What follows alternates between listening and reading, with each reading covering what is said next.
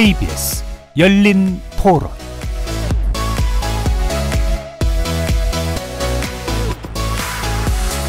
안녕하십니까. KBS 열린 토론 정준희입니다. 엄마하고 아빠하고 동생하고 동물 가고 싶어요. 엄마 아빠 사랑해. 그 전에 못 탔던 놀이기구들이 있으면 빨리 타고 싶어요. 엄마랑 아빠랑 등산 올라가고 싶어. 산에 올라가서 소원 빌고 맨날이 어린이날이면 좋겠어요. 엄마 아빠가 맨날 저랑 뭘 하면 좋을 것 같아요. 싸우지 않고 화목한 가정이 됐으면 좋겠어요. 어린이날 때 가족들과 즐겁게 보내세요.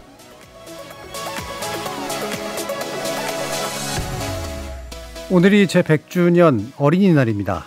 어린이들의 목소리 어떻게 들으셨는지요? 어린이라는 단어는 유아, 아동, 소년, 소녀 등을 지칭하는 적당한 우리말이 없던 시기에 소파 방정환 선생이 새로 만들어낸 말입니다. 순 우리말일 뿐 아니라 어른과 동등한 인격체로 대우하고 존중하는 표현이라서 더 의미가 깊죠. 어린이날이 제정된 100년이 지난 지금 우리 어린이들은 어른과 동등한 인격체로 대우를 받고 있을까요? 오늘 KBS 열린 토론에서는 어린이날을 맞아서 우리 사회가 바라보는 어린이 인권에 대해서 생각해보는 시간을 마련했습니다. 몇 년 전부터 카페나 음식점 등의 어린이 동반 출입을 금지하는 이른바 노키즈 존이 늘어나고 있죠. 매장 내부에서 뛰어다니거나 소란스럽게 하는 아이들의 출입을 제한해서 성인만을 위한 공간을 조성하겠다는 취지이지만 일부 사례를 합리적 이유 없이 일반화하면서 차별을 조장하고 있다는 비판도 나오고 있는데요. 노키즈존을 통해 바라본 우리나라의 어린이 인권 일부에서 논의해 보도록 하겠습니다. 이어지는 2부에서는 어린이가 가지는 단어, 사회적 의미에 대해서 생각해 보려고 합니다. 최근에 요린이, 주린이, 불인이라는 등등의 말들 많이 들어보셨을 텐데요. 어제 국가인권위원회에서는 이 단어들이 아동에 대한 부정적 고정관념을 조장할 수 있다면서 무분별한 사용을 자제해야 한다는 입장을 밝혔습니다. 하지만 또 어린이를 붙인 단어들이 차별이 아닌 초보자를 부르는 정감 있는 표현이라면서 반박하는 쪽도 있어서요. 우리 사회에서 과연 어린이라는 단어가 어떻게 사용되고 또 어떻게 받아들여지고 있는지 2부에서 논의해 보도록 하겠습니다. KBS 열린 토론은 여러분이 주인공입니다. 문자로 참여하실 분은 샵 9730으로 의견 남겨주십시오. 단문은 50원, 장문은 100원의 정보 이용료가 붙습니다. KBS 모바일 콩 그리고 유튜브를 통해서는 무료로 참여하실 수 있고요. 모바일 콩을 통해서는 보이는 라디오로도 만나실 수 있습니다. 시민 논객 여러분의 뜨거운 참여 기다리겠습니다. KBS 열린 토론 지금부터 출발합니다. 살아있습니다. 토론이 살아있습니다. 살아있는 토론, KBS 열린 토론. 토론은 라디오가 진짜입니다. 진짜 토론, KBS 열린 토론.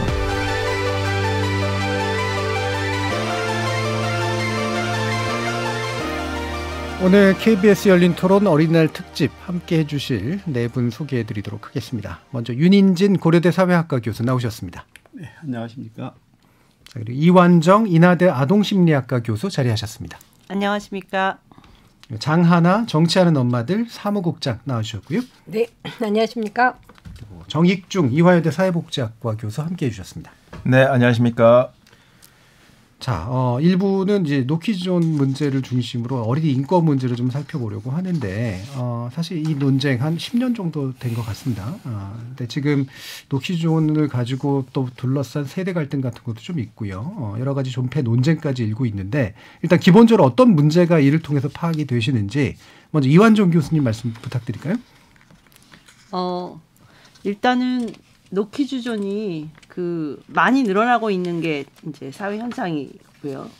그 다음에 이제 노키즈존이 그러면 이제 뭐 어떻게 인식되는가 각자에게 이제 거기서 문제가 있겠죠. 그래서 그것을 편리하고 효율적이고 어떻게 보면 당연할 수 있다고 생각하는 사람들이 있고, 그 다음에 이제 반대로 그것은 적절하지 않고 차별이고, 그리고 이것은 혐오를 조장하고 그래서 사회 문제가 되고 있다라고 보는 측이 있어서 비교적 팽팽하게 그 의견이 대립되고 있는 것 같고요. 그다음에 이제 제가 구글링을 좀 해보니까 외국에도 이런 논쟁은 좀 그 지속되고 있는 것 같습니다. 그리고 그 뚜렷하게 그 국제선을 중심으로 노키즈 존으로 그 좌석을 배치하는 이제 그런 흐름도 조금 나타나고 있는 것 같습니다. 예, 기본적으로 지속적으로 나타나고 우리나라뿐만이 아니라 약간 보편까지는 아니지만 좀 확산되고 있는 현상이라고 보시는 것 같은데요. 정인축 교수님은 어떤 부분을 또 주목하시나요? 네, 뭐 어린아이라는 게 원래 시끄럽고 조용하지 않은 게 아주 자연스러운 모습이라고 생각합니다. 뭐 이게 어른에게 피해 끼치지 않을 정도로 완벽하게 어른스러운 아이는 없다라고 생각하고요. 뭐 사회 구성원으로서 어린이가 거쳐야 될 사회적 과정이라고 생각하는데 이런 과정에서 뭐 이해와 관용을 베풀어야 되는데 우리도 어린애였을 때가 있었거든요. 멀리 갈 것도 없고 신입이었을 때, 초보 운전했을 때, 뭐 이런 미숙한 모습에서 성숙한 모습으로 이제 발전하는 거기 때문에 미숙한 모습일 때 이해와 관용을 베풀 때 뭔가 사회가 발전하지 않을까 이런 생각이 되는데 저는 이런 모습들이 어떻게 보면 그럴싸한 변명이나 용어로 표장된 그냥 아동 혐오일 뿐이다. 이렇게 개인적으로 생각합니다. 예, 사실은 아동 혐오의 표현일 뿐이다라고 이제 강하게 지적을 해주셨는데 구체적으로 이제 뒤에서 더 아마 짚어주실 것 같고, 저도 뭐 개인적으로도 아이를 갖기 전하고 아이를 갖는 후가 시각이 많이 달라지는 것도 있는데 그럼에도 불구하고 보편적으로 사실 적용돼야 될 원칙 같은 것도 있는 것 같아서 일단 장하나 사무국장님은 네. 자, 이 현상 어떻게 보시는지 말씀 좀 부탁드릴까요?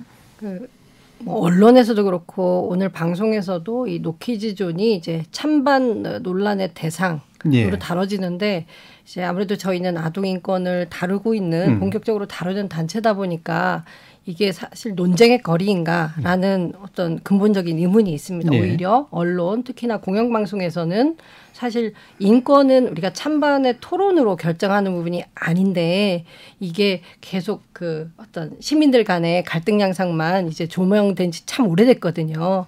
그런 것들도 지양해야 되지 않을까. 언론도 책임이 막중하다 이런 얘기들을 좀 드리고 싶었어요. 예. 왜냐하면 이제 그 뭐 영업의 자유라든가 뭐 직업의 자유가 분명히 있지만 이것들이 아동을 포함한 어떤 인권을 침해하면서 영업의 자유가 보장되진 않아요. 인권이라는 것들이 다른 뭐 어떤 모든 그 일반법들보다 그 더 상위에 그러니까 우리 사회가 민주사회가 지켜야 될 어떤 그 권리자 규범이기 때문에 저희는 노키즈 존은 사실 뭐 과거에 어떤 유색인종을 금지시킨 거나 아니면 뭐 일제강점기에 한국인을 이제 차별했다거나 이런 것들과 연장선에 있고 사실 우리 사회가 더 어떤 뭐라 할까 좀 진보 하려면 이 노키즈 존 논란에 대해서 그래도 어떤 그 편의성보다는 그 아동도 우리와 똑같은 인격체이다라는 어떤 뭐 불변의 법칙을 바탕으로 좀 다음 단계로 도약을 하면 좋지 않을까. 뭐 최근에 차별금지법 제정에 대해서도 사실 뜨거운데 같은 연장선상에서 인권을 좀 바라보자 하는 말씀 드리고 싶었습니다. 예. 이게 뭐 기본적으로 인권의 문제이다. 그리고 이 인권의 관점에서 보면 차별이 명백하죠. 근데 이렇게 명백한데도 불구하고 왜 굉장히 기세등등한 이야기로 불만들도 나오고 실제로는 정당화까지 하는 그런 일들이 벌어지는가는 또 사회적 현상으로서 관점을 바라볼 필요가 있어서요. 맞습니다. 예, 윤인진 교수님은 또 사회적인 관점에서 좀 말씀 좀 네. 부탁드리면 어떨까요? 제가 오늘 그 열린 토론에 이제 참여하기로 마음을 먹은 이유는 이것이 단지 노키드 존의 문제만이 아니고 예. 노 시니어 존이라든지 그렇죠. 확산되죠. 네, 노 티네이지 존으로 그래서 어떤 사회적인 약자나 소수자에 대한 어떤 편견 또 혐오, 차별이 우리 사회에서 증가하고 있는 추세라고 생각이 들어요. 예. 그래서 왜 이와 같은 어떤 사회적 약자나 소수자에 대한 이 편견이나 혐오와 차별이 증가하는지 그리고 우리가 그것을 어떤 막을 수 있는 방법은 무엇일지 그래서 이걸 저는 단지 이제 노키즈 존의 사례만이 아니라 좀 더 폭넓게 좀 바라보고 싶은 그리고 진단해보고 싶은 그런 생각이 있습니다. 예. 그러니까 기본적으로 이제 이런 뭐 식당이나 카페나 이런 식의 공간들이라고 하는 게 누군가 입장을 제한할 수 있는 어떤 아주 대단히 어떤 제한된 근거가 아닌 한은 다 열려 있어야 되는 건치인데 이게 이제 나의 불편함을 이유로 누군가만을 위한 공간으로 바뀌어야 된다라고 하는 심리가 되게 자연스럽게 받아들여지는 현상들이 좀 있단 말이에요. 이게 참 인식의 간극이 굉장히 큰 것 같은데 게다가 이제 업주가 불편을 호소한다거나 또는 이제 주된 이용층들을 위주로 뭔가를 마케팅 전략을 짠다거나 이게 이제 정당화되는 과정도 있단 말이죠. 이 부분 정익준 교수님 말씀 부탁드리죠. 다른 사람에게 피해를 주지 말아야 된다는 사회적 약속은 우리 모두가 지켜야 될 약속입니다. 이전에 이제 피해를 준 아이들이 있다고 해서 이 연령대 아이들이 앞으로도 그럴 것이라는 그런 기준으로 어떻게 연령을 제한을 두는 것은 그냥 그저 차별일 뿐이라고 생각을 하고요. 어린이들이 어떻게 보면 공공장소에서 예의를 배워야 된다라고 생각을 합니다. 당연하게 뭐 공공장소에 있어야지 그게 가능한 거거든요. 그래서 이 노키즈존이라는 거는 아이들이 이제 배울 기회를 차단한다라는 의미에서 저는 큰 문제라고 생각하고 공공 예절을 태어나면서부터 지키는 사람은 없다라고 생각합니다. 그러지 않을 수 있으려면 노키즈존이라는 것 자체가 없어져야 된다라고 이렇게 생각하고요. 이렇게 배제하거나 뭐 피하거나 하는 이런 편의적인 방식보다는 어떻게 보면 아이들에게 이게 신경 쓰면서 살아가는 게 수고로운 일이긴 하지만 이러한 배려와 존중을 할 때 우리 그런 배려와 존중 속에서 커가는 아이들이 어떻게 보면 다음 세대에 대해서 더 좋은 사회도 만들 수 있고 더 좋은 배려도 할 수 있지 않을까 이렇게 생각이 됩니다. 예. 사실 뭐 전반적으로 네 분의 말씀을 들어보면 뭐 기본적으로 이제 비슷한 철학과 문제의식에 이제 바탕을 두고 이 현상을 이제 바라보고 계시는 건 명확해 보이는데 유한정 교수님께 다시 또 그럼 여쭈면 이게 이제 노키즈존 이게 뭐 아까 정익준 교수님도 말씀 주시고 윤인진 교수님도 말씀 주셨습니다만 이게 결국 차별을 확산시키는 이제 되게 중요한 입구가 된다라는 점이 사실 핵심적인 문제가 아닐까 싶은데요. 애들도 느낄 수 있는 어떤 배제되는 경험 이런 것들도 좀 있을 테고 어떤 심각성들이 좀 느껴지시는지 한번 짚어주시죠. 일단은 아이들이 어떻게 느낄까를 생각해 볼 필요가 있죠. 예. 이제 뭐 너무나 어린 영화 같은 경우에는 뭐 이제 그것을 명확하게 인식하지 못할 수도 있지만 우리가 생각하는 것보다 비교적 어린 나이에 자기가 거부된다는 경험을 아주 빨리. 그렇죠. 예. 그거 어떻게 보면 이제 인간의 생존 본능과 직결되는 것이거든요. 근데 이게 이제 아이 입장에서 그 경험되는 맥락이 어떤 거냐 하면 통상은 노키즈존인 줄 모르고 들어가려다 보니 노키즈존이라고 조그맣게 써 있다든지. 네. 우리는 그냥 들어갔는데 누군가가 와서 여기는 사실 노키즈존입니다. 라고 하면 이제 이게 실제로 자신이 물리적으로 배제당하는 경험을 직접 겪어야 하는 게 아이에게는 문제인 거예요. 그럼 이제 왜 나를 싫어하지? 라는 감정으로 아이에겐 다가오고 내가 배제되었다는 느낌. 그것은 이제 사실은 아이의 안전감이라든지 그리고 이제 아동계에 우리가 가장 중요하다고 생각하는 자아존중감을 기반으로부터 사실은 좀 흔들죠. 그래서 그 생각들을 하게 되고 사실은 그걸 반복적으로 경험하다 보면 나중에 그런 것은 자연스러운 것인가 봐 라고 생각하겠죠. 그리고 다른 사람에 대해서 그런 시각을 가지겠고요. 그 다음에 또 하나는 이제 간접적으로 그 육아를 하는 성인들인데요. 육아를 하는 성인들에게 양육 친화적이지 않은 환경은 이제 다시 또 우리도 겪어야 돼요. 이제 아마 이제 자녀가 있으신 분들은 다 한두 번씩 겪어보셨을 텐데 이제 그걸 같이 겪어야 되는 거죠. 아이와 함께. 그래서 거기에 대해서 분노해야 되는지 화를 내야 되는지 아니면 내가 포기해야 되는지 미리 그냥 그런 데를 안 가려고 적극적으로 찾아야 되는지 이제 그러면서 굉장히 양육 친화적이지 않구나. 네. 아이를 키운다는 건 참 버겁구나. 즐겁기보다는 남의 눈치를 많이 봐야 되는 일이구나 라는 식으로 인상이 형성되죠. 예. 아무래도 아이 그리고 아이를 키우는 분들이 겪게 되는 굉장한 심리적인 충격도 좀 있을 테고 이게 또 누적됐을 때 나타나는 사실 우리가 저출생 사회가 되고 있는 것들의 어떤 한 표본이기도 해서 좀 여러 가지 우려되는 면은 많은데 그럼 제가 보완적으로 한번 여쭙고 싶은 건 이런 얘기들 많이 하잖아요. 이게 찬성하시는 분들 같은 경우에 논리 중에 하나가 우리가 사실은 아이가 미워서 그런 게 아니야. 그 아이들을 그냥 마음대로 키우는 부모가 미운 거야, 사실은. 그래서 노부모존이 돼야 돼. 라고 얘기하는 분들도 있거든요. 어떻게 생각하세요? 이제 뭐 저도 한때는 맘충이었다. 이럴 수 있겠죠. 네, 예. 되게 싫어하는 단어지만 예. 아이들이라는 게 아마 다 느끼실 거예요. 이렇게 양육자가 말하는 대로 잘 듣는 아이가 있고 기질적으로 이렇게 잘 못하는 아이가 있어요. 네. 근데 그 아이가 나이가 들어서까지 못하지는 않아요. 그러니까 사실은 뭐 기본적으로 약간 관용과 배려가 있어야 되는 거죠. 어린 아이가 있는 곳은 약간의 관용이 있어야 되는데 핵심은 그건 것 같습니다. 그 어른들이 내가 왜 이 장소에서까지 관용을 베풀어야 돼. 네. 내가 왜 이런 배려심을 가져서 나를 불편하게 해야 돼. 왜 나에게 그런 권리가 없는 거야. 그렇죠. 내 돈 내고. 내 돈을 내는데 나는 경험을 살 권리가 있어.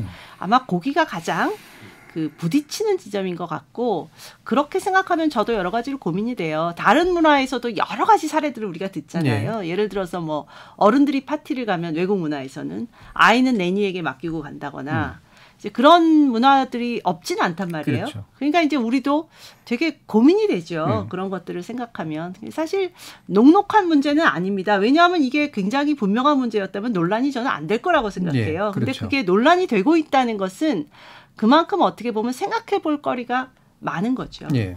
되게 중요한 부분 지적해 것 같은데 아마 그 카페나 음식점에 가신 분들의 심리는 그런 것 같아요. 내가 이 공간과 시간을 내 돈 주고 산 건데 이 상품 속에 다른 아이들이 끼어들어서 불편하게 만드는 것은 포함되지 않아. 그러니까 업주가 어떻게 해봐라는 일종의 상업적 거래관계나 상품을 구매하는 행동으로 이제 바라보게 되는데 그게 사회 협력하고 모호하게 겹치면서 생기는 현상이 아닐까 이제 싶기도 한데요. 일단은 이제 국가인권위원회에서는 당연히 또 이게 차별 행위라는 판단을 2017년에 냈죠. 그리고 근본적으로 차별 행위인 거는 맞는 상태인데 아직도 노키즈존이 그래서 운영직인 이유는 바로 이와 같은 상품 관계에서 생기는 문제가 아닌가 싶은데요. 장하나 사무국장님, 이 네. 부분 어떻게 보고 계시나요? 그 2017년에 그 국가인권위 전원회의에서 결정을 내릴 때 방금 앞선 교수님들 말씀이 다 포함됐습니다. 네. 너무 성급하게 합리적 이유 없이 모든 아동이 영업에 타인에 방해할 것이다라고 일반화한 것도 잘못이고 그렇죠. 또 이거는 아동에 대한 배제를 넘어서서 그 보호자 그러니까 주로 부모겠죠. 여기에 대한 배제까지 포함하니까 안 된다라는 것들을 이제 그 뭐 확실히 이제 권고를 했지만 아시다시피 인권위법상의 뭐 시정 명령권이나 아니면 우리가 잘 알고 있는 뭐 징역, 벌금, 과태료 같은 벌칙 조항이 없는 법이에요. 그래서 저희가 실효가 없다 하고 있고 근데 뭐 벌칙이 능사가 아니라 사실은 인권위가 그래도 국가기관이고 이런 결정이 나왔으면 저는 강제는 하지 않더라도 뭐 쉽게는 뭐 공익 광고라든가 그 정부기관들이 그 적극적인 캠페인 통해서 이런 것들을 좀 그 훨씬 더 친절하게 설명하고 설득을 했어야 되지 않나 하지만 지난 5년간 저는 그런 시도를 보지 않았고 결과적으로는 노키즈존뿐만 아니라 노 땡땡존이 많이 확산돼 있다. 아마 이런 것들은 그 저희가 예상하지 못했던 것일 것 같아요. 이제 이 어떤 차별이 아동에 국한될 것인데 이렇게 확산된다는 건 좀 아마 그 뭐 노중년존 이런 것들을 직접 눈으로 목격하신다면 상당히 또 기분이 다를 거예요. 그런 차별을 받는 입장이 된다면. 그래서 저는 앞서 이제 그 윤 교수님 말씀하신 것처럼 어떻게 혐오가 또 혐오를 확산하는지 이렇게 그 노키즈존에 국한해서 볼 문제는 절대 좀 아니라고 생각하고 저희가 그 어린이날 100주년이잖아요. 그래서 그 어제 그 저희가 속한 시민단체에서 그 아동들과 함께 기자회견을 했어요. 그래서 아동들이 실제 발언문을 써서 읽었는데 그 정말 저희도 듣고 많이 놀랄 정도로 아동들은 그 많이 이 상황을 인식하고 있고 이완정 교수님 말씀처럼 아이들이 받는 어떤 그 불쾌하고 이제 배제받는 경험들이 좋지 않다. 그래서 뭐 작은 대목만 좀 소개드리면 그 어른들도 아이였던 때가 있었잖아요. 그땐 노키즈존이 없었죠. 어린이들이 노키즈존을 배워서 나중에 어른들이 못 들어오게 할지도 몰라요. 우리에게 나쁜 것 가르쳐 주지 마세요. 이렇게 1학년 학생이 썼어요. 초등학교 1학년 학생이 쓰고 또 그다음에는 이제 3학년 학생은 그 어린이도 예쁜 식당에서 밥을 먹고 싶어요. 예쁜 카페에서 음료수도 먹고 싶어요. 노키즈존 없어주세요. 어른은 가는데 어린이는 왜 못 가게 하나요? 이렇게 그 담담하지만 정말 어린이들이 노키즈존 그 표시 앞에서 느끼는 절망감 같은 것들을 그 여과 없이 표현을 해 주었는데요. 저는 이것이 단순히 이제 아쉬움이 아니라 배제받은 경험이 누군가를 배제하게 작용할 수 있다. 그래서 결국에는 뭐 영업 방해 수준을 떠나서 전 사회적으로 되게 손실이 큰 어떤 그 뭐 악습, 관행이 아닌가 이런 얘기를 꼭 한번 드리고 싶었습니다. 이게 이제 합리적 사고, 그다음에 뭐 어떻게 인본적 사고에 바탕을 두면 이게 인권의 문제고 차별의 문제가 된다는 점은 인정할 텐데, 이게 이제 법으로 그러면 뭔가 이 부분을 강제를 해야 되느냐, 이를테면 차별금지법 같은 조항들에 의해서 더 강한 과태료 내지 더 강한 어떤 금지를 함으로써 해결해야 되느냐, 또는 이제 관용과 배려 또는 의식 뭐 이런 것들을 좀 키우는 방향으로 또 해야 되느냐. 물론 같이 가야 될 문제이긴 합니다만 어떻게 생각하시는지 한번 여쭙고 싶어요. 어떠세요, 李교수님? 네, 저도 오늘 이 토론에 참여하기 전에 한번 그 변호사한테 한번 문의를 해봤어요. 이렇게 노키즈 존을 법적으로 어떤 처벌할 수 있는 어떤 근거가 있느냐. 근데 지금 현재 현행 법 체계에서는 이걸 법적으로 이렇게 처벌하거나 제재할 수는 굉장히 어려운 것으로 알고 있더라고요. 그러면서 저도 이 주제와 함께 또 토론을 하면서 이게 또 어떻게 보면 법적으로 우리가 이렇게 개입할 수 있는 또 근거도 있는. 그러니까 이건 분명히 평등권의 침해가 되는 거거든요. 그런 면에서는 누군가가 만약에 이것을 이제 민사소송을 했을 경우 어떤 그 재판 과정에서 어떤 이게 어떤 위헌 판결을 받을 수도 있는.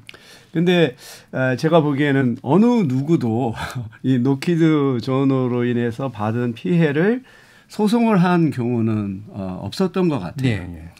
그렇기 때문에 업주 입장에서는 이런 법적인 자기들이 처벌에 두려움이 없으니까 계속 한 게 아닌가. 그러면서 그 변호사께서 하신 말씀이 우리나라 사람들이 그 불이익은 참아도 불이익은 못 참는다. 그러니까 자신의 어떤 직접적인 개인적인 이해가 침해당할 때는 그걸 가만히 있지 않지만 어떤 사회적인 문제에 대해서는 적극적으로 이렇게 개입하지 않는 그런 성향이 있다고 보는데, 만약에 어떤 사람이 정말로 이게 부당하다라고 해서 소송을 하고 그 어떤 법원 판결에 의해서 이것이 어떤 위법으로 나게 되면 그게 굉장히 선례가 되지 않을까.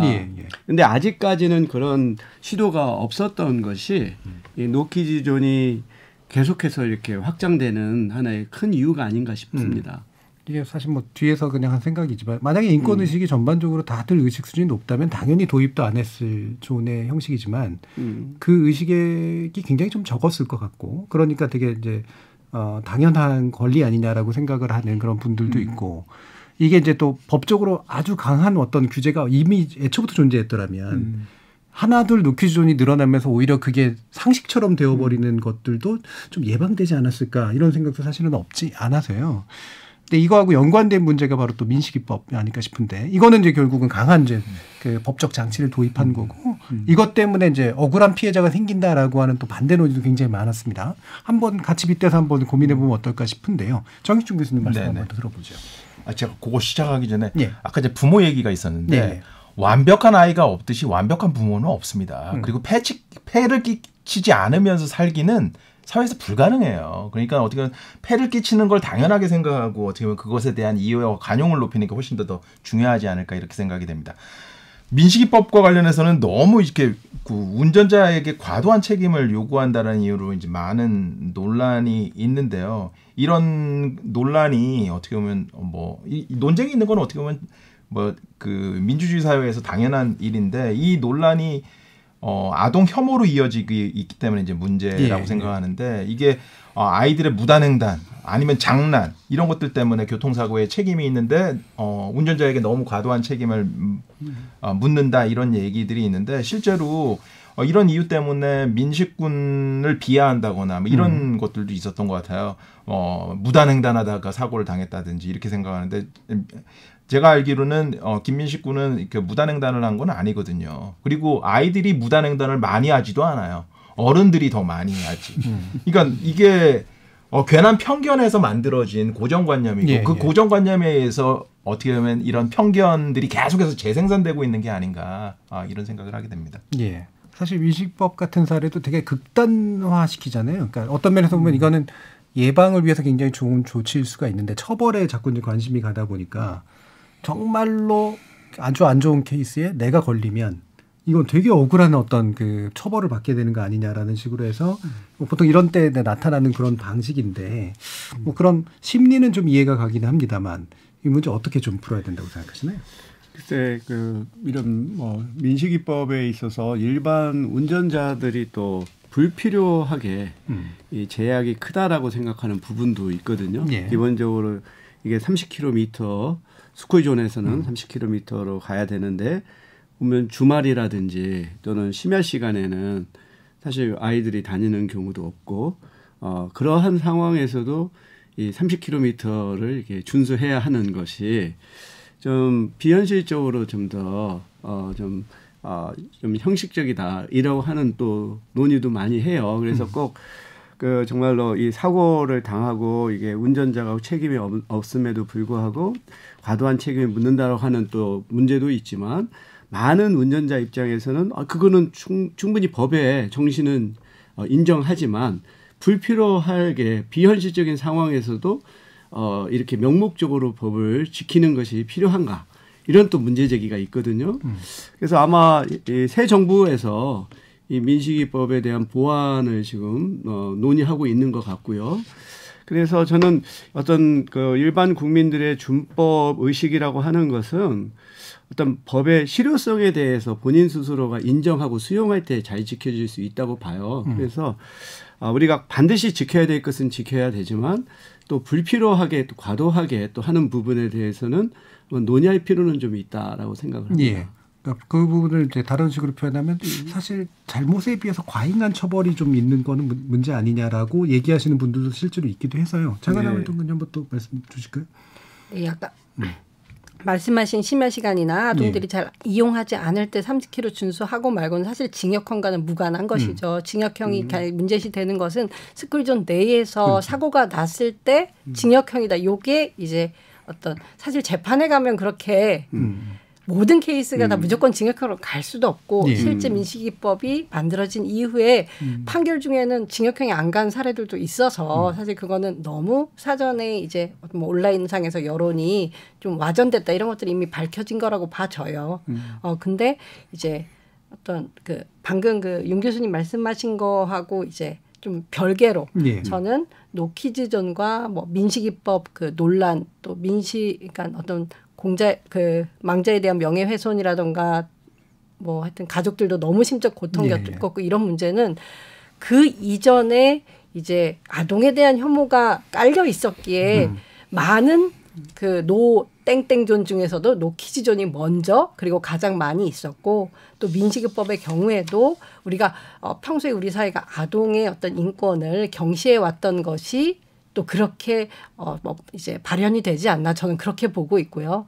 그 아동 뭐 저도 이제 어린이날 100주년이라서 그 소파 방정환 선생님이 뭐 그 첫 어린이날에 이제 했던 그 소년운동 선언 같은 것들 찾아보면서 좀 그 성경 지명이랄까 너무 시대를 앞서간 것에 진짜 많이 놀랐는데 그 가장 먼저 강조한 것은 우리 성인과 똑같은 인격체로서 예우를 하라. 뭐 요게 하여튼 첫 번째였어요. 이제 그 우리의 종속된 존재로 보지 말고 예우를 하라고 얘기를 했고 그것이 결국 뭐 아동을 위한 일이 아니라 어린이의 중요성, 어린이의 인격을 존중할 때 우리 사회가 발전해 나간다. 이 사회의 희망은 어린이에 있다. 이렇게 사실은 그 100년 전에 매우 놀라운 어떤 선언을 하셨거든요. 근데 저는 그게 전혀 과장됨이 없다고 생각을 하고 이후에 사실은 뭐 유엔 아동권리위원회라든가 여러 어떤 세계 그러니까 국제적인 수준의 아동인권 선언에서도 계속 반복되었던 말이고 저는 한국 사회가 어떤 뭐 저희도 이제 세계 시민으로서 이 한국 안에만 갇혀 살고 있지 않은데 사실은 어린이날 맞아서 좀 시야를 좀 확장시켜서 봤으면 좋겠다라는 생각을 좀 하고 있고요. 무조건 뭐 이것도 노키즈존도 명백한 차별이야 해서 저도 토론을 제가 맡고 싶은 생각은 전혀 없지만 좀 시야를 넓혀보자. 과연 우리 얘기는 어떤 국제 수준에서 통용될 만한 어떤 것인가라는 그 질문 좀 던지고 싶었습니다. 이게 사실 그 노키즈존 얘기나 민식이법 이런 거 얘기를 할 때 제가 이제 딱히 스스로가 뭐 인권의식이 엄청 높아서라든가 아니면은 뭐 법에 대한 이해, 뭐 이런 차별에 관련된 이해가 엄청나게 높아서라기보다는 좀 본능적인 반응이 굉장히 중요하다고 생각을 하거든요. 우리가 가지고 있는 도덕 감정 같은 것들도 있는 거기 때문에. 그래서 이게 뭐 노키즈존 그래 뭐 불편한 사람도 있겠구나, 불만한 사람도 있겠지. 근데 좀 심한 거 아니야라든가 민식이법 같은 경우도 좀 처벌받으면 약간 무섭긴 하겠네. 근데도 그게 필요한 것 같긴 한데라든가 이런 게 이제 제가 그냥 가장 먼저 드는 그런 감정에 좀 더 가까운 거였는데. 이 노키존이나 민식이법 관련해서 터져 나오는 불만들을 보면 불만의 강도가 장난이 아니거든요. 굉장한 분노, 예, 그다음에 상당한 적대감. 어쩌다가 이렇게까지 이 감정이 먼저 나오게 됐을까? 그런 생각이 저는 먼저 좀 들긴 하거든요. 그래서 이게 인권의식을 높여라라든가 배려를 잘해라든가 이렇게 막 따뜻하고 좋은 말을 해서는 해결되지 않을 것 같은 그 강한 적대감의 근원. 뭘까 이런 궁금증도 좀 있고 그래서요. 전반적으로 좀 이런 인권에 관련된 문제, 아동인권에 관련된 문제, 우리 사회 분위기가 어느 정도 어떻다고 보시는지 이완정 교수님 말씀 한번 좀 들어볼까요? 아마 이걸 잘 보여주는 게 유엔 아동권리위원회의 우리 사회에 대한 권고문이거든요. 예. 그들이 보기에 우리 한국 사회는 아동 권리에 대한 일반적 인식 수준이 낮음. 특히 소외계층, 다문화 가정 아동에 대해서 더욱 그러함. 그다음에 아동에게 영향을 미치는 결정에 이해 당사자의 견해를 고려하지 않음. 그리고 뭐 우리가 익히 알다시피 아동 자살률, 우울증 비율 이런 것들이 되게 높음. 과도한 사교육, 교육 압력이 있음. 그래서 전반적으로 국제 아동 삶의 질 지수에서 우리 사회는 매년 거의 최하위권에 있고 굿네이버스가 2016년에 대한민국 아동권리 지수 조사를 했어요. 거기에 보면 부모의 행복감이 63.2점 정도. 아까 이제 노키즈존이나 민식이법과 관련해서 아이들은 얼마나 안전한 환경에 있는가. 예. 우리가 이제 환경이 조성되고 너는 예를 들어서 여기 오지 마. 뭐 여기서 교통을 조심해라고 말해야 되잖아요. 기본적으로 놀이터 이용 편의성이 75.2점, 공원 이용 편의성이 71.7점. 이런 사회입니다. 그러면 이제 아까 그 사회자님도 말씀하셨다시피 저희도 항상 고민하는 문제예요. 아동을 존중한다는 건 정확하게 무슨 뜻일까? 사실은 이제 저희 같이 아동학자는 평생을 고민하는 문제거든요. 그렇죠. 아동은 미숙하고 자기 결정력이 충분하지 않을 수 있는데 어디까지 존중하란 말이지? 라는 고민을 어른들이 해요. 근데 이제 미숙하다는 부분이 아까 정익준 교수님 몇 번 얘기하셨는데 우리도 미숙하거든요. 예. 그리고 우리가 이제 우리의 어머니 아버지를 보면 이제 예년 같지 않으시잖아요. 노인이라든지 네네. 장애가 있으신 분이라든지. 사실은 그런 특성과 똑같다는 거죠. 아이들도. 이제 그런 상태로 있는 그대로 그 높이어 존중하는 것. 그것이 이제 존중의 이제 핵심이다라고 보는데 아마 이제 우리 사회 문화의 특성은 아동을 좀 보호를 중시하는. 아동은 보호해주면 돼. 그리고 대신 아동에게 좀 지시할 수 있어. 이제 이런 문화적 그 특성이 굉장히 강한 것 같아요. 그래서 이제 누구든지 그 개인을 그대로 존중하라라는 게 이제 인권 사상이잖아요. 네. 이제 그 부분에서 항상 좀 어려움을 겪고 이제 그게 특히 아동에 대해서 집단적으로 좀 더 어렵죠. 그러니까 이를테면 존중할 가치를 가지고 있는 고매한 인격자이기 때문에 존중하는 게 아니라 그가 가지고 있는 어떤 기본적인 특성을 존중하는 데서부터 시작해서 이제 기타의 문제들이 해결돼야 된다라는 이제 말씀이신데요. 정식준 교수님, 예, 어떻게 보세요? 네, 저는 그냥 단지 사회 상황이 안 좋을 때 스트레스 해소나 분풀이의 대상으로 저는 약자가 배제되고 혐오의 대상이 되고 그렇다라고 생각을 하거든요. 그게 노키즈존이 이제 시발이고 어떻게 보면 그런 차별과 혐오가 계속 확대되고 있는 게 저는 더 문제라고 생각해요. 이게 깨진 유리창처럼 한 군데가 이제 깨지기 시작하니까 이게 뭐 아동에서 끝날 거라고 전혀 생각하지 않습니다. 이게 아동에서 노인으로 장애인으로 굉장히 많은 대상으로 지금 갑이라고 본인이 강자라고 생각하는 분에게까지 이를 거라고 이렇게 생각이 됩니다. 그러니까 나 또한 차별의 대상이 될 수 있다라고 생각하면 이럴 수 있을까? 갑으로만 계속 살 수 있을까? 이런 생각을 한다면 저는 조금 생각이 좀 달라지지 않을까 이렇게 생각이 되고요. 저희가 뭐 다른 것들을 다 떠나서 저는 적어도 식당이나 카페에서 아이들을 맞을 준비가 되어 있다면 조금 달라지지 않았을까. 네. 예를 들어서 뭐 아기 의자를 준비해 둔다든지 아이들이 기다리는 동안 뭔가 뭐 동화책을 몇 권을 둔다든지 이렇게 아이들을 판단하려고 하지 말고 아이들이 조금 앉아서 뭔가를 할 수 있는 준비 그런 환경을 만들어주는 게 훨씬 더 중요하지 않을까 이런 생각을 하게 됩니다. 예. 일부 마치기 전에 윤인진 교수님도 어떤 그 권유, 말씀 이런 거 해주실 수 있을까요? 그래서 지금 현재 이 노키드 존을 두고서 전 두 가지의 관점이나 입장이 예. 팽팽히 맞서고 있잖아요. 근데 우리가 갈등 해결의 방법으로서 이 두 가지가 사실은 꼭 상반되고 대립되는 것만이 아니고 두 가지를 다 같이 우리가 수용할 수도 있는 일종의 제3의 안을 찾는 것도 한 가지 방법이거든요.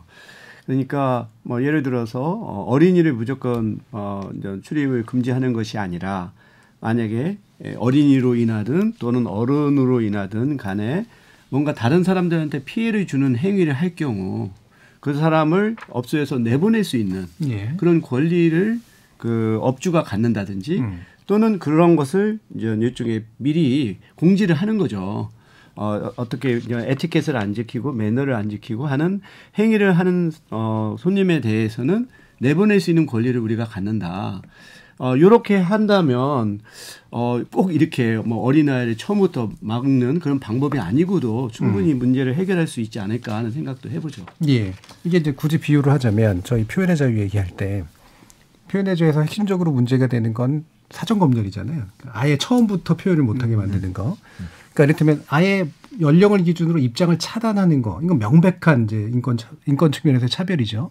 그럼 이제 사후에 이제 문제가 있으면 교정하는 방법이 필요하다. 그러니까 이제 방금 이제 교수님 말씀이신데 이거에 대해서도 어떤 것들이 그래서 그러면 제약돼야 될 자유냐에 대한 이제 판단들이 굉장히 다르단 말이죠. 어떻게 생각하세요, 장하남 국장님은?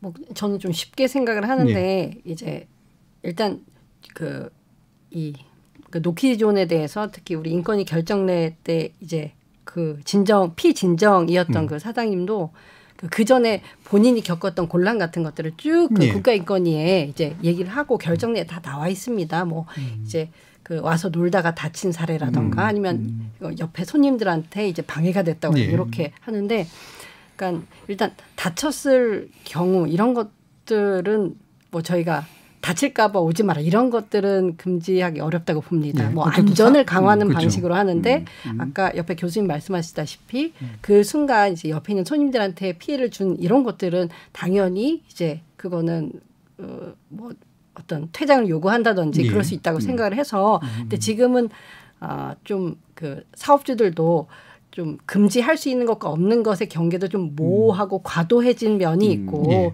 그러다 보니까 사실은 그 실제 주변에 피해를 준 거 말고도 이제 영업의 불편함까지도 사실 입장 금지로 연결시키는 면이 문제다라고 생각하는데 또 그때도 이제 저는 아동의 권리, 아동의 인권이 많이 경시되는 사회다 보니까 아동에 대해서 노키존이 가장 먼저 나오지 않았나. 근데 이게 결국 이 어떤 혐오 사회가 도래하고 확산된 것이 좀 길어지다 보니까 네. 사실 상호 혐오를 하고 있습니다. 뭐 예컨대 이제 과거에는 제가 이제 정치한 엄마들 활동하는데 뭐 맘충 이런 문제가 됐다면 바로 이제 뭐 이런 표현 쓰기 싫지만 뭐 한남충이라던가 계속 그 혐오가 혐오를 네. 그 만들어내고 있거든요. 그래서 저는 결국에 이게 그 옳고 그름의 문제가 아니라 우리 사회가 혐오 사회로부터 탈피하고 평등 사회로 가는 문제로 본다면 사실은 또 그렇게 어려운 논쟁도 아니지 않나 생각이 들 때가 있습니다. 네, 바로 그 부분 아마 또 2부에서 어린이에 관련된 우리의 용어, 언어, 개념, 요속에서 또 표현되는 그런 것들도 있어서요. 한번 살펴보도록 하겠습니다. 여러분은 KBS 열린 토론과 함께하고 계십니다.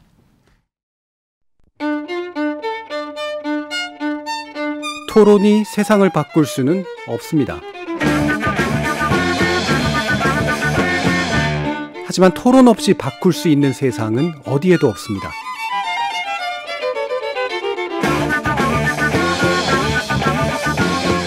세상의 선한 변화를 갈망하는 당신.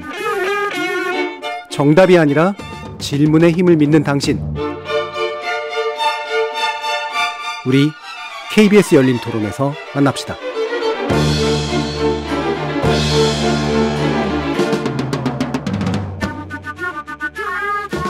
KBS 열린 토론 100주년 어린이날을 맞아서 우리 사회가 어린이를 바라보는 시각, 그리고 그 안에 담긴 편견, 그리고 또 어린이 인권에 대해서 생각해보고 있습니다. 이완정 인하대 아동심리학과 교수, 정익중 이화여대 사회복지학과 교수, 장하나 정치하는 엄마들 사무국장, 윤인진 고려대 사회학과 교수, 이렇게 네 분과 함께하고 있습니다. 자, 어린이라고 하는 단어 참 멋지게 만들어진 말인데 모든 언어가 그렇습니다만 애초에 그 취지는 변색되고 맥락에 따라 굉장히 변형되는 그런 경향들이 있죠. 최근에 어린이란 말의 어떤 변색 과정들에 대해서 어떻게 보시는지 이완정 교수님께 말씀 좀 부탁드릴까요? 어린이라는 단어를 국어사전에 찾아보면 이렇게 나와요. 어린아이를 대접하거나 격식을 갖추어 이르는 말. 이제 아시다시피 이게 이제 2023년 제1회 어린이날 기념식에서 방정환 선생님이 어린이 선언을 하시면서 이제 그 공식적으로 사용했던 말이죠. 그래서 그 이전까지는 아동을 지칭하는 단어들이 아해라든지 얼라라든지 꼬마라든지 이렇게 경시해서 불렀다면 아이를 존중하기 위한 언어로 이제 자리매김을 해놓으신 거예요. 그래서 그 어린이 선언의 그 1항을 보면 이렇게 나와요. 어린이를 내려다보지 마시고 쳐다보아 주시오. 굉장히 이게 그 사실은 나중에 보면 외국의 그 사상들하고도 되게 많이 연결이 되는 이게 귀절이더라고요. 그 이제 저는 하여튼 이 좋은 단어를 정말 사회에 외치고 싶어요. 대체 왜 그러는 거야? 쓰지 말아줘. 예. 이게 참 일부러 또 찾아다니면서 좋은 단어로 오염시키는 경향도 좀 있어요. 요즘에 온라인 문화라든가 이런 것들은 그래서 정반대로 이제 의미를 변질시켜 버리려는 그런 시도를 하는 경우도 되게 많은데 일종의 테러리즘 같은 이제 그런 형태죠. 또는 문명 파괴 행위라든가 이런 거하고 유사한데 생각해보면 제가 7살 때인가 이게 방정환 선생님 위인전을 읽으면서 너무 감동을 받았었거든요. 내가 대접받게 만들어준 사람이구나라고 하는 그런 인상이 있어서 특히 어린이라고 표현할 때 그 이를 붙여준 거에 너무 고마웠다라는 그런 생각 같은 게 드는데 문제는 이게 요즘에 이제 새로운 용어를 만들어내는 그런 방식으로 이제 유행이 번지고 있긴 합니다. 물론 이에 대해서는 또 여러 가지 또 생각해 볼 필요는 있는 문화적인 요인들이 있긴 합니다만 기본적으로 일단 인권위에서 아동차별적 표현이라고 일단 지적은 한 상태죠. 장하나 사무국장님 어떻게 보세요? 네, 아주 전향적인 내용이죠. 사실 그 진정에 대해서는 각하를 하면서도 이런 어떤 그 인권위 입장을 발표한 것인데요. 아마 어린이날을 또 앞두고 인권위도 그렇죠. 맞춰서 이런 의미 있는 어떤 어떤 발표를 했다고 저는 생각을 하고 있어요. 근데 여기에 대해서 아시다시피 뭐 주식 초보는 줄이니 뭐 헬스, 그러니까 운동 처음 하는 사람은 헬리니 뭐 여러 가지 뭐 요리를 잘 못하는 사람은 요리니 이렇게 해서 사실 그 단어를 쓴 분들이 이게 무슨 뭐 혐오고 차별이냐 그거는 이제 본인의 미숙함을 이렇게 어린이에 빗대서 얘기한 거 나에 대한 얘기다. 그리고 이제 의도성을 많이 얘기를 하시겠죠. 그럼에도 불구하고 인권위원회가 그 아동은 미숙하다는 걸 사실 너무 재차 강조하고 확대 재생산하는 것이 과연 아동들한테 좋으냐 이렇게 얘기를 한 것이고 또 역시 여기를 보면 공공기관의 공문서라든가 특히 공영방송사 같은 데서 사용을 자제하도록 하겠다. 근데 이런 내용만 나와도 저게 아동들한테 불쾌할 수 있고 그 얘기를 계속 반복해서 듣는 것들이 아동한테 안 좋을 수 있겠구나라고 사실 그 어떤 시그널이 되는 거잖아요. 대중들에게. 저는 그것만 해도 아주 중요하다. 그리고 이거를 뭐 아까 앞서 뭐 노키즈존처럼 뭐 법적으로 규제할 수 있냐 소송이냐 이런 게 아니라 사실은 이런 용어에 대해서는 그래도 어떤 공공기관이라던가 그 공영방송사에서는 이런 단어를 안 쓴다라는 인식만 펼쳐져 있어도 아주 지금 현재보다는 많이 그 어떤 발전한다라는 생각이 들어서 어제 인권위 발표 아주 그젠가요? 기쁘게 바라보았고요. 이걸 또 저는 누구보다도 그 어린이 당사자가 이런 발표가 있었다는 걸 알았으면 좋겠어요. 이게 학교에서 뭐 가정통신문이라든가 여러 가지 방식으로 이런 표현들은 어린이들을 미숙하다고 하는 거라서 이제 국가인권위원회가 못하게 쓰지 자제하도록 권고를 했다 이런 걸 아동이 누구보다 알아야 된다. 그러면서 사실은 본인의 인권 의식 이런 것들이 생길 때 저는 또 사회가 또 미래 세대로 인하여 더 발전할 것이다라는 생각 가지고 있습니다. 예. 기본적으로 이제 공적 담론의 영역에서 이게 함부로 사용되는 건 적어도 제어될 필요가 있다라는 경고 효과로도 이제 충분히 좀 의미가 있다라는 그런 말씀이신데, 이게 이제 실제로 이 말을 사용하시는 분들은 약간 뜨악한 측면들도 좀 있긴 있으실 거예요. 실제로 되게 안 좋은 의미로 쓰려고 했던 거는 또 분명히 아니었을 가능성이 좀 있어서. 예를 들면 급식충 이런 말처럼 굉장히 명확히 안 좋은 혐오적 표현들이 있고요.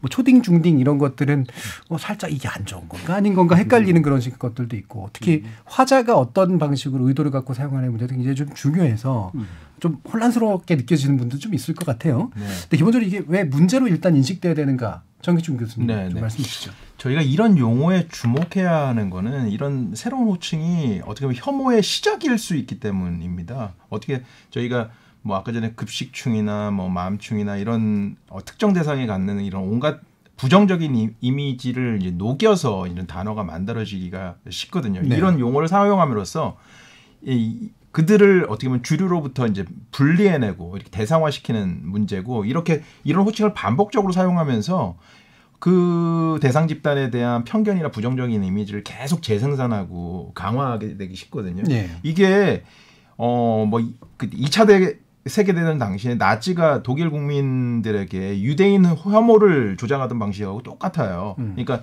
뭐 유대인 전용 공간을 만들고 유대인 가슴팍에 다윗의 별을 달고 이분들에 대한 어떻게 보면 가짜 뉴스를 계속해서 퍼뜨리고, 그래서 그 별을 보자마자 어떻게 혐오를 계속해서 떠올릴 수밖에 없게 만드는 이런 방식이거든요. 이런 호칭이 제가 보기엔 그런 다윗의 별 같은 그런 똑같은 기능을 할 수 있지 않을까 이런 생각도 듭니다. 예. 방금 이제 그 정춘 교수님께서 이 다윗의 별이라고까지 깜짝 놀라게 이렇게 말씀을 주셨는데, 실제로 그 취지가 충분히 이해가 갑니다만, 좀 너무 오버하시는 거 아니에요? 라면서 이제 실제로 화자들은 그렇게 생각할 수도 있을 것 같거든요. 이 부분 윤인진 교수님 좀 말씀 좀 부탁드릴까요? 그러니까 우리가 어느 뭐 대상에게 이름을 붙이기, 뭐 네이밍이든 또는 용어든, 예. 사실 이것은 이름을 그 붙이는 사람과 그 붙여지는 사람 간의 관계이고, 이러한 관계는 이 비대칭적인 권력 관계이거든요. 대체로 이름을 붙이는 사람들이 권력을 갖고 있고, 붙여지는 사람은 자신의 의사와 상관없이 이름이 붙여지게 되거든요. 네. 이 경우에 정말로 자기의 의사와 상관없이 그렇게 이름이 붙여질 경우 그 대상이 되는 사람들은 이게 굉장히 자기가 비하가 되고 또 모멸감을 또 느낄 수가 있고요. 이것이 그들의 어떤 정신적인 그 어떠한 건강에도 굉장히 그 부정적인 영향을 미칠 뿐만 아니라 사회로부터 자신들이 굉장히 위축되게 되는 그런 또 문제를 갖게 돼요. 네. 그래서 뭐 우리가 꼭 이렇게 뭐 골린이니 뭐 주린이니 이런 용어도 있지만 제가 이제 북한 이탈 주민 탈북민 연구를 하는데 탈북민에 관련해서도 과거에는 귀순자였다가 북한 이탈 주민, 그다음에 뭐 탈북자 뭐 이런 식으로 이름을 이제 우리 사회에서 붙이는 거죠. 그러니까 귀순자라고 하는 이름 자체가 투항을 해서 이 체제에 순응하는, 또 북한 이탈 주민 하면은 북한을 이탈한 사람. 그러니까 굉장히 그 본인들의 뜻과 상관없이 우리가 갖고 있는 생각을 상대한테 투여를 하게 되는데, 그렇게 되면은 이미지가 그렇게 투여가 되는 것이죠. 그래서 결국 이 용어라고 하는 것이 단지 어느 대상에게 이름을 붙이는 것이 아니라 이거는 정말로 비대칭적인 권력의 관계이고 또 이름이 붙여지는 사람은 아주 아무런 정말 무기력하게 그 대상이 된다라고 하는 점에서 우리가 좀 더 심각하게 봐야 될 것 같아요. 예. 이게 이제 이름을 붙이는 권력이라든 거는 이쪽 분야를 연구하시는 분들한테는 굉장히 잘 익숙하게 다가오지만 실제로 사용하시는 분들은 내가 그렇게까지 권력자 이렇게 생각할 수도 있잖아요. 네. 이게 참 성찰적으로 이해하기가 좀 어려운 부분도 있어서, 또는 심지어는 요즘 뭐 어린애들도 우리 그 왜 나이 드신 분들 뭐 이렇게 그 틀니 막 이렇게 빗대가지고 하시는 하는 말도 쓰고 그러는데 얘네들도 충분히 권력 갖고 있는 거 아니야? 이렇게 생각할 수 있을 것 같거든요. 특히 이제 어린아이들 문화가 또 약간 어른들 문화를 선도하는 그런 측면도 좀 있어서, 아니 또 이런 문제는 어떻게 볼까? 이한정 교수님께 좀 말씀을 부탁드릴까요? 이게 이제 머머린이라는 단어가 가진 그 뚜렷한 특징이 두 개가 있어요. 예. 하나는 미숙하다는 것과 귀엽다는 겁니다. 그렇죠. 그러니까 성인이 그 머머린이를 쓸 때는 자기가 미숙하니까 귀엽게 봐달라는 약간 애교 섞인 표현인 거예요. 예. 그래서 이제 아기감이 없다고 생각하세요. 쓰시는 분들은.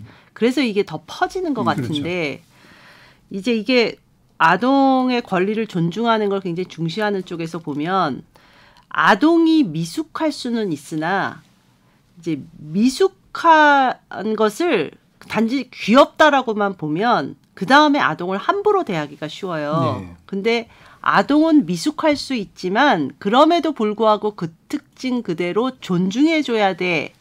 라고 생각하는 게 아동 인권의 핵심이거든요. 그럼 이제 아동이 미숙한데 어떻게 자기 의사를 똑똑히 밝힐 수가 있지? 라고 우리가 생각할 수 있는데 아동의 의사를 적극적으로 알려고 노력하는 건 성인의 역할이어야 돼요. 그래서 심지어 어린이집에서 교사들이 그 영아한테 기저귀를 갈아줄 때도 가서 그냥 싹 갈지 않아요. 자, 이제 우리 기저귀 갈자. 너 기저귀 갈고 싶니?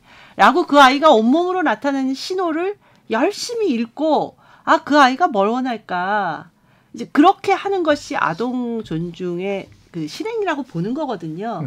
근데 이제 이 단어는 그것을 깨버리는 거예요. 그래서 저는 이 단어를 들으면 너무나 불편해요. 근데 인터넷에서 들을 때는 저는 좀 참았는데 어제 아침에 경제신문을 이렇게 딱 넘기는데 타이틀로 코린이라고 써있는 저는 기자님들은 이건 정말 안 쓰셔야 되지 않을까. 정말 호소하고 싶은 정도입니다. 예. 이게 뭐 저는 또 언론 전공이니까 요즘은 정말로 달라진 건 진짜로 뭐가 이렇게 그 인터넷 공간이나 만들어지면 특별같이 가져다 써요, 언론이. 미디어가. 그러니까 예전에는 그거를 조금이라도 약간 좀 중재하거나 정제하는 척이라도 좀 했고 그런데 요즘은 서로 먼저 갖다 써가지고 자기의 방식으로 유행을 시키는 게 마치 중요한 역할인 양까지 생각하는 그런 경향까지 좀 나타나서 이 부분 확실히 좀 문제가 아닌가 생각이 드는데 이것만도 굉장히 많은 이제 그런 용어적 문제들이 있지 않겠습니까? 장하나 사무처럼 어떤 부분 좀 지적해 주실 수 있을까요? 그 사실 그 뭐 리니로 끝나는 단어는 이런 그 사실은 좀 비뚤어진 표현 중에 뭐 심각성이 제일 뭐 그나마 덜하다. 예. 근데 문제는 다들 좀 별로 안 심각하다고 생각하다 보니까 너무 확산돼 있다. 이런 쪽으로 좀 문제가 있다면. 그렇죠. 근데 사실 아까 저희가 지금 방송이나 미디어를 얘기하니까 요 정도인데 그 익명성에 기반한 온라인 공간에서는 혐오의 정도도 심하고 사실은 그 아까 그 뭐 벌레에 빗대는 단어들 너무 많이 쓰이고 있고 그러다 보니까 사실 가장 걱정되는 거는 아동이 아동 스스로를 그 용어로 자신을 부르는 현상까지 온 거예요. 근데 저는 아까 우리가 노키즈전 얘기하면서 한국의 아동 인권이 그 존중받지 못하고 있다. 근데 이유는 제가 아동일 때 존중받지 못한 경험이 지금 아동들한테 투영되는 거예요. 근데 이 악순환을 끊어야 된다고 저는 생각해요. 저희가 계속 아동 경시를 이어가면 이거는 제가 자라온 거랑 똑같이 반복되고 사실은 더 확장될 수가 있고 그 대상이 아동에서 더 넓어질 수도 있고 근데 사실은 지금 그 혐오 문제 특히 익명성 때문에 많이 이제 우리 그 눈에 가시화되고 사실 그 익명성이 보장됐기 때문에 그 어떤 분노의 강도라든가 어떤 비하의 강도가 세졌다고 생각하는데 그런 것들의 문제의식을 느끼고 좀 제어하려고 한다면 저는 그거를 뭐 법적으로 금지하는 방법, 뭐 IP 추적해서 처벌하는 방법이 아니라 사실은 더 긍정적인 것들을 많이 늘려야 되는데 그쪽에 대해서 좀 공감대를 가지고 이거를 내가 무슨 뭐 주린이라고 했을 때 비하할 뜻이 없었어라고 방어적으로 하기보다는 우리가 가고자 하는 사회가 뭔지 좀 공감대를 형성한다면 그 단어 안 썼다고 큰일 나지 않잖아요. 그렇죠? 근데 그게 왜 나를 비판만 하는 것 같고 뭐 오버다 이렇게 보지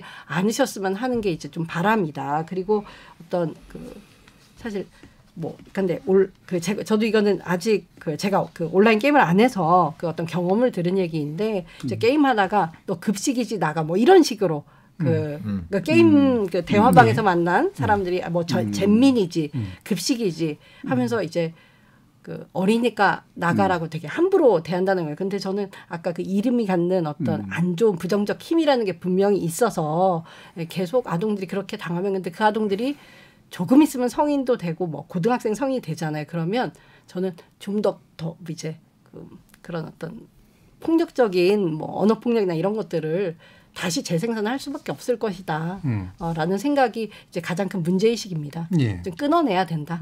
네. 오늘이 이제 뭐 어린이날이라서 어린이에 대한 비하나 혐오, 차별에 관련된 용어 그리고 그것이 확산되는 어떤 문제를 좀 더 중시하고 있긴 합니다만 근본적으로 보면 그 언어나 이제 단어가 표현하고 있는 것은 어떤 사회적인 혐오나 차별이 일어나고 있음을 보여주는 그 결과물이기도 하고 또 그거를 증폭시키는 원인이 되기도 하고 이런 이제 복합적인 관계에 있지 않습니까?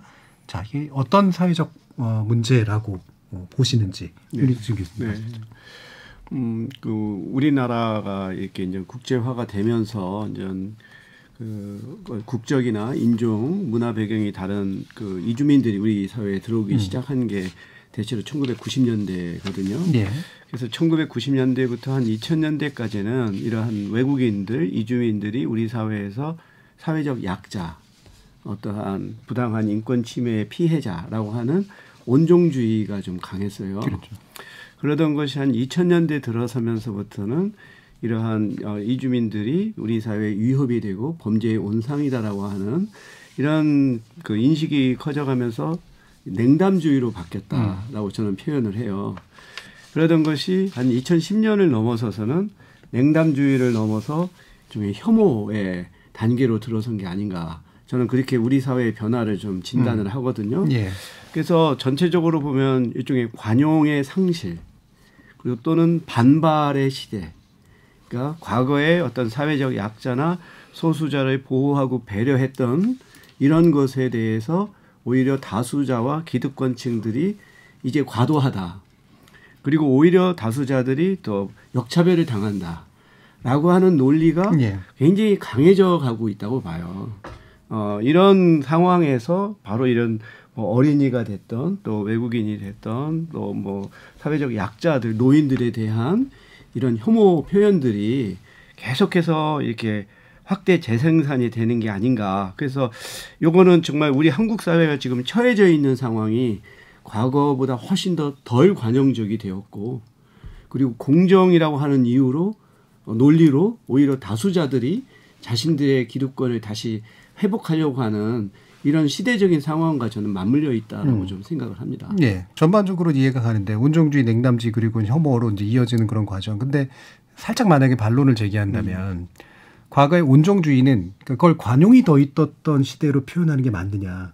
실제로 보면 어린이 인권이 더 낮고 외국인이나 소수자에 대한 차별이 훨씬 더 광범위했던 또 시대이기도 해서 겉보기에는 그냥 온정성으로 이제 약간 관용이 있는 척은 한 거지만.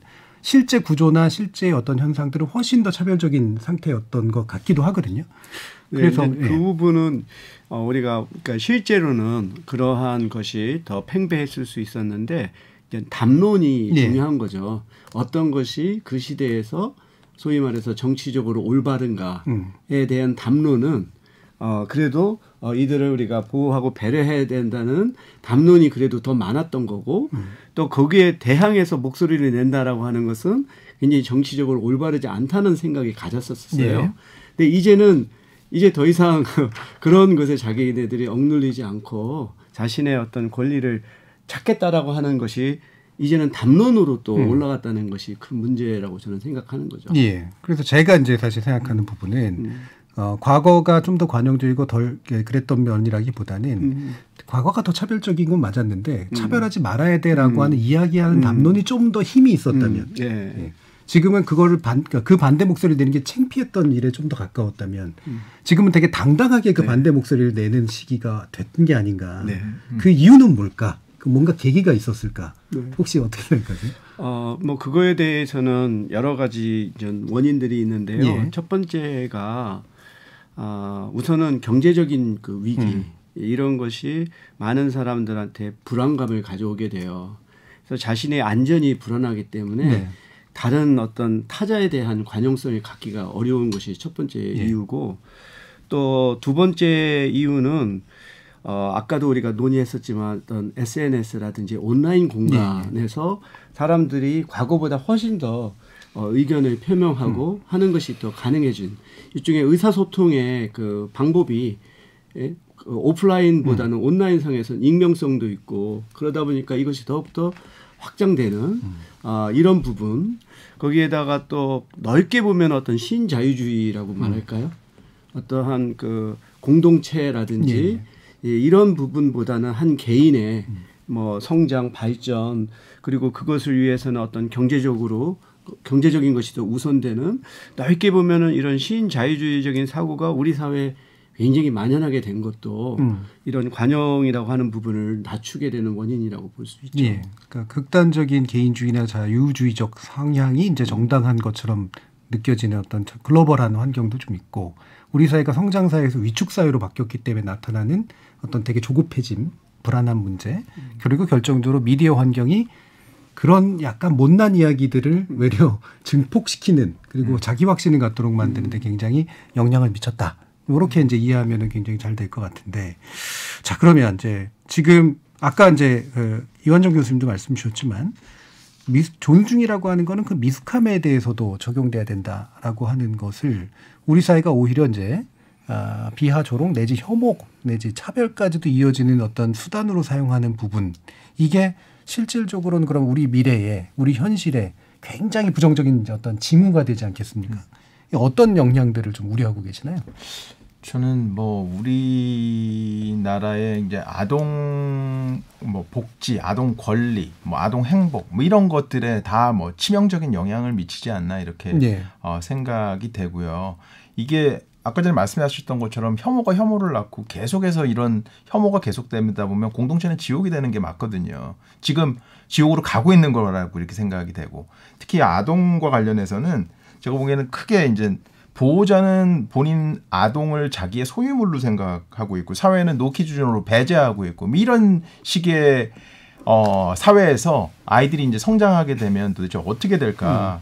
우리나라 아동 행복도가 지금 OECD 국가 중에서 꼴찌거든요. 네. 저는 전 세계에서 꼴찌가 아닐까 이런 생각이 들어요. 가난한 아이들은 가난한 대로 불행하고 가난하지 않은 대로 학원과 공부로 시달리면서 불행합니다. 그러니까 행복의 평균이 낮아질 수밖에 없죠. 그러니까 성인들은 매번 이렇게 그 근로 시간을 줄여야 된다라고 얘기하면서 아이들은 공부 시간을 늘려야 된다라고 이렇게 얘기하는 게 이게 말이 안 되는 건데 이게 저는 아이들 함부로 할 수 있다라고 생각하는 거라는 거죠. 이게 아동 권리에 대한 침해고 아동에 대한 무시고 아동에 대한 존중이 없다라고 생각할 수 있다 이렇게 생각합니다. 그러니까 본인도 어린 시절이 있었는데 이런 대우를 받고 싶을까? 저는 그거를 좀 생각을 해보신다면 좀 달라지지 않을까 이런 생각이 들어요. 예. 아까부터 이제 어린이가 좀 뭐라 하지만 성인 너희들이 훨씬 더 잘못하고 있어요. 이 얘기 이제 굉장히 많이 해주니까 네. 찔리는 분들이 좀 꽤 계시지 않을까 싶은데. 자, 이게 오랜 기간 이 부분을 다뤄오신 이완정 교수님, 우리 사회가 어린이가 뭐 어떻게 설득해야 될까의 문제이기도 한데요. 이걸 어른의 어떤 도를 다해 뭐 이렇게만 얘기해서 될 문제인지 어떤 부분을 좀 얘기해주고 싶으신가요? 아무래도 이제 뭐 세계적으로 이렇게 변해가고 있고 삶이 그런 과정에서 아동을 보는 자세는 보호 중심보다는 이제 그 상태 그대로 존중하라. 그 존중의 의미는 그럼 일상에서 어떻게 나타나야 되는가를 뭐 이렇게 계속 생각하는 거죠. 그렇게 하면서 합의해 나가는 거고. 그 다음에 이제 그 아이가 그 성장하는 과정에서 역점을 둘 것이 그럼 결국은 요즘에는 자율성의 증진이거든요. 예. 그 아이가 자율성을 키울 수 있도록 이제 온정을 기반으로 적절한 한계를 설정하면서 지원하라. 이게 사실은 양육의 원칙이고 그것이 가장 효과적임이 이제 OECD 국가에서 계속 이제 그 확인되고 있고. 그래서 그 방식들을 우리 사회가 같이 익혀나가자라고 말씀드리고 싶습니다. 예, 요즘 그 젊은 분들 사이에서 유행하는 말 중에 개인의 취향은 존중해야 된다. 취존이라는 말 많이 쓰는데 여기에 존중이란 말 붙였습니다. 더 사실은 제대로 붙일 것들이 있는 것 같습니다. 자, 이렇게 어린이를 맞아서 우리 사회가 어린이를 대하는 모습에 대해서 좀 성찰적으로 좀 살펴봤고 어린이들의 인권 문제에 대해서 짚어봤는데요. 자, 마지막으로 강조하고 싶으신 내용이나 또는 못다 하신 말이 있으시다면 한 분씩 한 1분 정도씩 짧게 들어보도록 하겠습니다. 장하나 국장님부터 말씀 주실까요?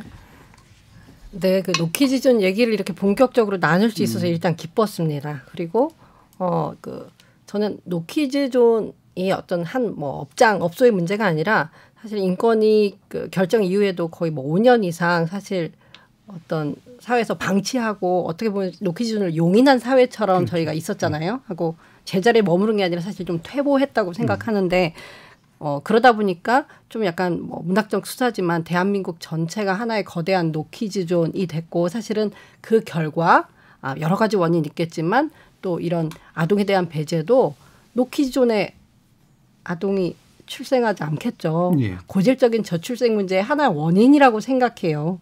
이 어떤 아동에 대한 혐오나 비하나 차별들은 그렇기 때문에 노키즈존 문제를 저는 정치권에서 이거 그냥 뭐 엄마들이 카페 가고 싶은 그 어떤 사장님들하고 대결하는 문제 정도가 아니라 정치적인 문제로 좀 바라볼 때가 되었다. 그러니까 정치적인 이슈로 다뤄달라라는 얘기를 좀 반드시 드리고 싶고요.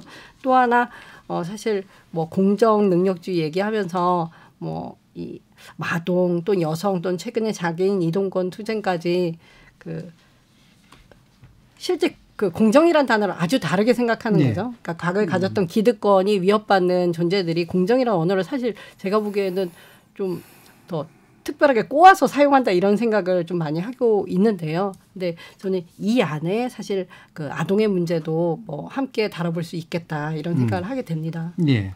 그 노키즈존 문제 정치 문제다. 정치하는 엄마들 사무국장님다운 말씀이셨고요. 유린진 교수님 말씀도 좋죠. 네. 저는 그 우리가 지금 안고 있는 많은 사회 문제를 해결하고 또 그것을 해결하기 위한 어떤 법과 제도를 만들기 위해서 지금 이 현재 우리가 처해져 있는 이 사회를 좀 풀어갈 수 있는 좀 커다란 좀 하나의 사상을 좀 우리가 개발해야 되지 않겠나. 이거에 지금 우리가 과거의 전통적인 어떤 가치관에서 상당히 서구적인 가치관으로 변하면서 이게 혼종이 일어나고 어떻게 보면은 좀 도덕적인 아노미 상태에 우리가 좀 빠져 있다는 생각을 가져요. 그러니까 개인의 권리를 주장하는 사람이 있고 또 공동체의 선을 또 주장하는 이 두 가지가 서로 상반된 논리로 타협이 안 되는데 그래서 뭔가 이 두 가지 하나의 아까 말씀드렸던 관용과 공정이라고 하는 두 가지의 가치를 같이 조화롭게 통합하면서 또 개인의 권리와 또 공동체의 공공선을 우리가 함께 보호하고 증진할 수 있는 그런 사상을 우리가 좀 우선적으로 만들어야 되지 않겠나. 그래서 이것에 대해서 앞으로 많은 논의가 필요하겠지만 저는 이런 생각을 가져요. 일종의 개인성이 보장되는 그 공동체주의라고 하는 좀 사상. 그러니까 과거처럼 공동체주의라고 해서 개인이 함몰이 되는 것이 아니라 개인의 어떤 자유가 권리가 보장이 되면서도 동시에 어떤 공동체의 공공선을 우리가 함께 인정하고 그것을 추구해 나가는 그래서 공동체주의이긴 하지만 좀 더 새로운 성격의 이런 공동체주의 사상을 좀 우리가 정립을 하고 그거에 기초해서 좀 구체적인 법과 제도를 만들어 나간다면 참 좋지 않겠나 그런 생각을 합니다. 네, 사상이라고 표현하셨습니다만 사회상이라고도 얘기할 수도 있을 것 같습니다. 어떤 사회를 우리가 함께 만들 것인가에 대한 우리의 새로운 비전을 좀 제시해보자라는 말씀 잘 들었고요. 자, 정익정 교수님도 부탁드릴게요. 네, 뭐 나이를 기준으로 능력을 판단한다거나 어린이를 이렇게 무시하는 사회가 아니라 불완전함이나 이런 미숙함을 존중받을 수 있는 사회가 돼야지. 그리고 어린이가 어른처럼 행동하지 않아도 될 권리를 누릴 수 있는 사회가 돼야지 되지 않을까 이렇게 생각이 되고요. 이거 투표권이 없다고 해서 사회적 발언권이 미약하다고 해서 아이들의 권리를 이게 무시한다면 저는 지속 가능하지 않다라고 이렇게 생각이 됩니다. 저희가 이 혐오한다거나 배제하는 이런 쉬운 방식보다는 조금 더 돌아가더라도 공존할 수 있는 그런 애움길을 택하는 것이 우리 사회가 건강해지는 방법이 아닐까 이렇게 생각이 됩니다. 네. 이완정 교수님 말씀 듣겠습니다. 두 문장으로 말씀드리겠습니다. 아동을 존중해 주시고 다른 사람을 존중해 주시고 내가 존중받는 것. 이제 그랬을 때 존중이라는 것은 어떤 의미일지 신중하게 생각해 봐 주세요. 그리고 두 번째는 어린이날 100주년을 맞이하여 방정환 선생님이 만들어 놓으신 어린이라는 용어를 아동에게 돌려주세요. 알겠습니다. 예, 아주 깔끔한 두 가지 문장으로 정리를 해주셨습니다. 자, KBS 열린 토론 오늘은 100주년 맞은 어린이날 기념으로 마련해봤는데요. 오늘 함께해 주신 장하나 정치하는 엄마들 사무국장, 정익중 이화여대 사회복지학과 교수, 윤인진 고려대 사회학과 교수, 이완정 인하대 아동심리학과 교수 네 분 말씀 잘 들었습니다. 감사합니다. 감사합니다.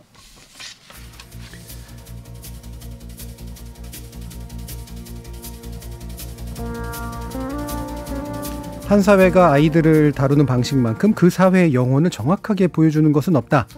남아프리카 공화국 인권운동가이자 최초 흑인 대통령이었던 넬슨 만델라의 말입니다. 어린이를 아끼고 존중하라는 건 이기적이고 버릇없는 아이로 키우라는 이야기가 아니라 그들이 관용을 품은 성숙한 시민으로 성장할 수 있게 만들 씨앗을 가장 약자일 때부터 뿌리고 보살펴 싹 틔워야 한다는 의미일 겁니다. 참여해주신 시민논객 여러분 감사합니다. 지금까지 KBS 열린 토론 정준이었습니다.